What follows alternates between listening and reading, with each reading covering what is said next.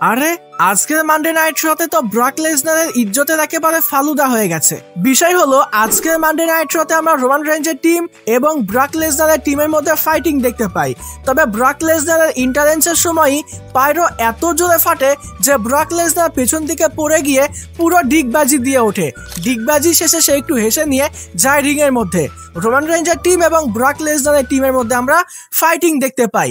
তবে লক্ষণীয় বিষয় হলো গত মানডে নাইট শোতে রোমান রেঞ্জের টার্গেট ছিল ব্রক লেসনার, আর আজকের মানডে নাইট শোতে ব্রক লেসনারের টার্গেট হলো রোমান রেইন্স। কোম্পানি এখানে ক্লিয়ারলি হিন্ট দিচ্ছে আমরা খুব শীঘ্রই রোমান রেইন্স এবং ব্রক লেসনারের মধ্যে একটা ম্যাচ দেখতে পাবো, সম্ভবত এটা রেসেলম্যানিয়া 42-তে। তবে কথা হলো এই একই শো এর শুরুতে রোমান রেঞ্জের টার্গেট ছিল কডি রুডস এবং সিএম পাঙ্কের টাইটেলের দিকে। তাহলে এখানে প্রশ্ন, রেসেলম্যানিয়া 42-তে আমরা ব্রক লেসনার এবং রোমান রেঞ্জের মধ্যে সিঙ্গেল ম্যাচ দেখতে পাবো, নাকি রেসেলম্যানিয়া 42-তে রোমান রেঞ্জের চ্যাম্পিয়নশিপ ম্যাচ হবে?